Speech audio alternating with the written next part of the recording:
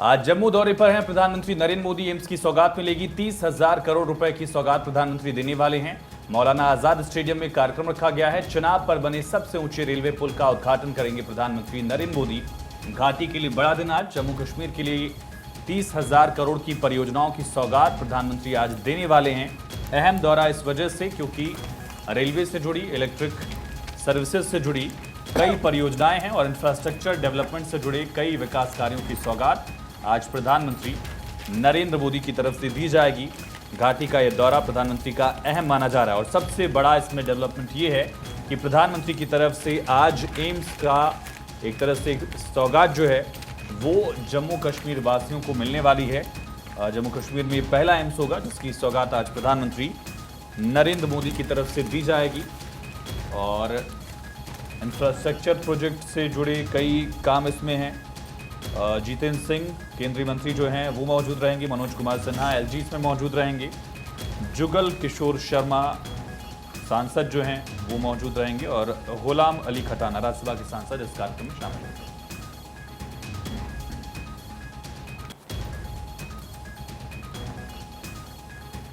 तो सुबह 11:30 बजे प्रधानमंत्री मोदी का पहुंचने का कार्यक्रम है। जम्मू कश्मीर में कई बड़े प्रोजेक्ट्स की आधारशिला भी रखी जाएगी। आगे बढ़ेंगे, एक और बड़ी खबर आपको बताएंगे। आज राजस्थान के दौरे पर है केंद्रीय गृह मंत्री अमित शाह। बीजेपी नेताओं से मुलाकात करेंगे। 8 लोकसभा सीट के नेताओं से भी मिलेंगे। लोकसभा चुनाव को लेकर रणनीति भी बनाई जाएगी। तो राजस्थान के रण में आज खुद केंद्रीय गृह मंत्री अमित शाह होने वाले हैं।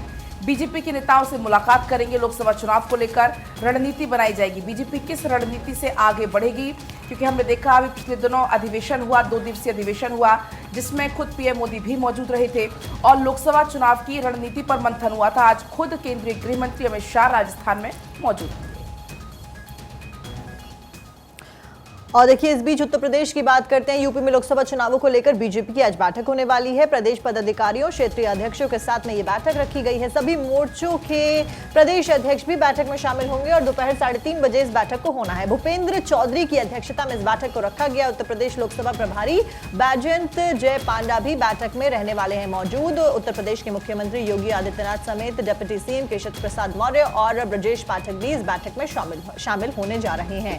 तो रणनीति के ऊपर चर्चा होगी। 2024 के चुनावों के ऊपर खासा फोकस और उसी के तहत इस बैठक को आज दोपहर 3:30 बजे बुलाया गया है। और देखिए, लोकसभा चुनाव को लेकर बैठक कई मायनों में खास हो जाती है। आगे बढ़ते हैं। आज अयोध्या दौरे पर उत्तराखंड के मुख्यमंत्री पुष्कर सिंह धामी कैबिनेट मंत्रियों के साथ अयोध्या जाएंगे। पुष्कर सिंह धामी रामलला के दर्शन करते हुए नजर आएंगे। ये पुष्कर सिंह धामी, तो देखिए उनकी पूरी कैबिनेट जो है वो रामलला के दर्शन करते हुए नजर आएगी। इससे पहले आपने अयोध्या से तस्वीरें देखी थी जब यूपी सरकार दर्शन करते हुए नजर आई थी। मंत्री विधायक पहुंचे थे। विपक्ष के भी कुछ विधायक रामलला के दर्शन करने के लिए पहुंचे थे। आजकल रामलला के दरबार में श्रद्धालुओं की भीड़ उमड़ी रहती है और इसी कड़ी में रामलला के दर्शन करने के लिए आज पहुंचेंगे उत्तराखंड के मुख्यमंत्री पुष्कर सिंह धामी और उनके सभी मंत्री।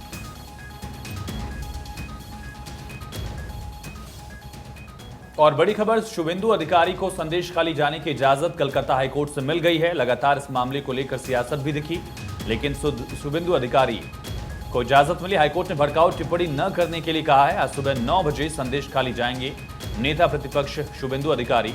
और लगातार संदेश खाली मामले को लेकर सियासत भी दिख रही है, जांच पड़ताल का सिलसिला भी दिख रहा है। एनसीडब्ल्यू चीफ ने राष्ट्रपति शासन की मांग की थी और शुभेंदु अधिकारी को वहां जाने की इजाजत नहीं मिल रही थी। मामला हाईकोर्ट पहुंचा। कलकत्ता हाईकोर्ट से उनको परमिशन मिली।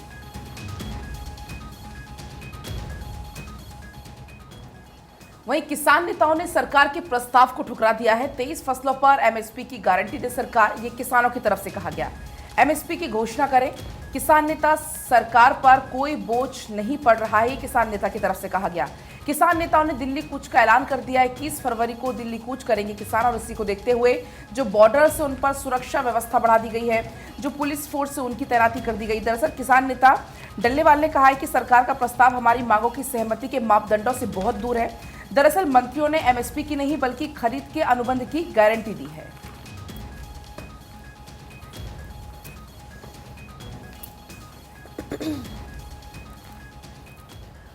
और देखिए इस बीच अब बात कर लेते हैं कल पीएम मोदी के कल्की धाम के दौरे की। पश्चिमी यूपी के संभल में कल्की धाम का प्रधानमंत्री नरेंद्र मोदी ने शिलान्यास किया। आचार्य प्रमोद कृष्णम और सीएम योगी आदित्यनाथ की मौजूदगी में साधु संतों को संबोधित भी पीएम नरेंद्र मोदी ने किया। और हेडलाइंस की अगर बात करें तो दैनिक जागरण की हेडलाइन भी यही दी गई है, आज श्री कृष्ण को सुदामा पोटली में चावल देते तो वीडियो बन जाता है। तंज एक तरीके से प्रधानमंत्री नरेंद्र मोदी कसते आए विपक्ष के ऊपर और अपने संबोधन में कई अहम बातें पीएम के द्वारा की गई। पीएम ने संभल में श्री कल्की धाम का शिलान्यास कर विपक्ष की आलोचना वाली राजनीति पर कटाक्ष किया। और महिमा कल आप तो खुद कल्की धाम में मौजूद थी। बिल्कुल आप सही कह रही हैं और देखिए इससे जुड़ी हुई तस्वीरें लगातार हम दिखा रहे हैं। बड़ी संख्या में वहां पर साधु संत पहुंचे हुए थे, भारतीय जनता पार्टी के कार्यकर्ता पहुंचे हुए थे और ये तस्वीरें इस वक्त हम आपको दिखा रहे हैं। प्रधानमंत्री मोदी ने कल्की धाम से हुंकार भरी सनातन का संदेश दिया। कहा यह सनातन भारतीय संस्कृति के पुनरुद्धार का अमृतकाल है। कहा कि धार्मिक स्वतंत्रता का स्वर्णिम काल यही है। और ये तस्वीरें इस वक्त आप देख रहे हैं। सबसे बड़ी बात कि प्रधानमंत्री मोदी इसके बाद लखनऊ दौरे पर भी गए थे, उसका जिक्र भी आज अखबारों में किया गया है। चूंकि हम अखबारों के सेगमेंट की जानकारी आपको दे रहे हैं कि अखबार में आज कौन कौन सी बड़ी खबरें हैं।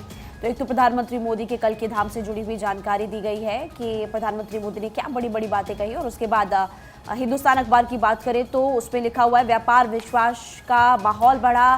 प्रधानमंत्री मोदी ने कल लखनऊ में 14,000 निवेश परियोजनाओं का शुभारंभ किया। सबसे पहले कल्की धाम में पहुंचे तो यहाँ से इसके बाद वो लखनऊ के लिए रवाना भी हुए। आयुष तो पीएम ने यहां विपक्ष पर चुटकी भी ली और कहा कालचक्र घूम चुका है, नया दौर दस्तक दे रहा है। आज के युग में अगर सुदामा कृष्ण को पोटली में चावल देते तो वीडियो बन जाता, पीआईएल दाखिल हो जाती, जजमेंट आता कि भगवान भ्रष्टाचार कर रहे थे। इसका जिक्र दरअसल द हिंदू में भी है कि अगर सुदामा आज कृष्ण जी को चावल देते तो पीआईएल सुप्रीम कोर्ट में दाखिल हो जाती।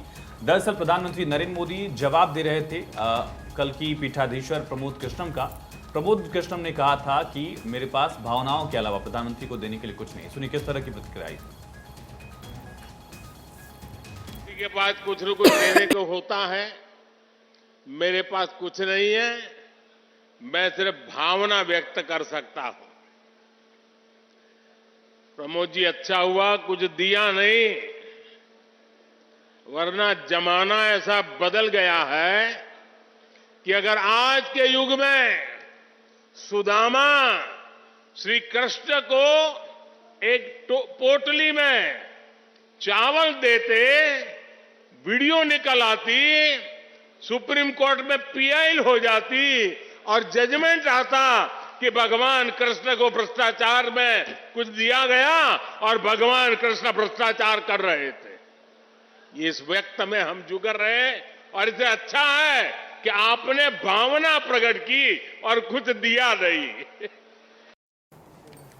तो प्रधानमंत्री मोदी कल पहुंचे हुए थे कल्की धाम का उद्घाटन करने के लिए। इसके बाद PM Modi ground breaking ceremony का उद्घाटन करने के लिए भी पहुंचे। उत्तर प्रदेश को 10 लाख करोड़ के निवेश की प्रधानमंत्री मोदी की तरफ से सौगात दी गई।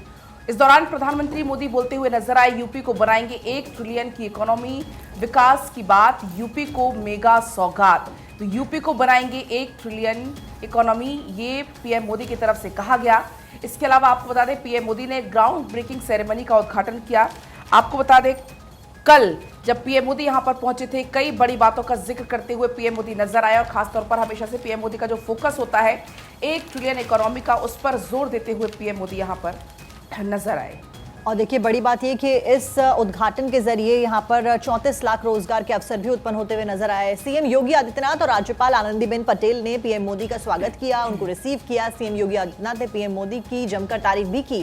कहा कि विकसित भारत का संकल्प तेजी से पूरा हो रहा है, डबल इंजन की सरकार में जबरदस्त काम लगातार किया जा रहा है। देखिए उसी समय की तस्वीर जब प्रधानमंत्री नरेंद्र मोदी को यहाँ पर तोहफा भेंट कर मुख्यमंत्री योगी आदित्यनाथ ने रिसीव किया। दूसरी तरफ आपको उत्तर प्रदेश की गवर्नर आनंदीबेन पटेल नजर आ रही हैं और रक्षा मंत्री राजनाथ सिंह भी इस दौरान मौजूद रहे। सभी मंत्रियों की मौजूदगी में कार्यक्रम रहा और उद्घाटन यहां पर किया गया। 34 लाख रोजगार के अवसर उत्पन्न होते हुए नजर आ रहे हैं। 10 लाख करोड़ रुपए की सौगात यहां पर इस कार्यक्रम के जरिए दी गई। आगे बढ़ते देखिए राहुल गांधी के अमेठी पहुंचने पर बवाल। अमेठी में राहुल गांधी वर्सेस स्मृति ईरानी ने राहुल गांधी के अमेठी पहुंचने पर बवाल हुआ और बीजेपी कार्यकर्ताओं ने राहुल गांधी वापस जाओ के नारे लगाए। स्मृति ईरानी ने कहा कि गांधी परिवार का बहिष्कार जनता करे, चुनाव के वक्त ही अमेठी आते हैं कांग्रेस पार्टी के नेता। हिंदुस्तान अखबार में फ्रंट पेज पर ही हेडलाइन है, राहुल गांधी की यात्रा अमेठी पहुंची, स्मृति ने तंज कसा। कांग्रेस नेता ने रोड शो और जनसभा की और इसके अलावा मणिपुर मुद्दे को लेकर सरकार पर जमकर हमला भी बोला। राहुल ने अमेठी कस्बे में रोड शो किया और गौरीगंज से संवाद करते हुए बाबूगंज में जनसभा को संबोधित किया और इस दौरान राहुल गांधी ने आरोप भी लगाया देश को असल मुद्दों से भटकाया जा रहा है। उधर स्मृति ईरानी ने भी जमकर आरोप लगाए। दरअसल 2019 लोकसभा चुनाव के बाद पहली बार वर्तमान और निवर्तमान सांसद एक साथ अमेठी में रहे।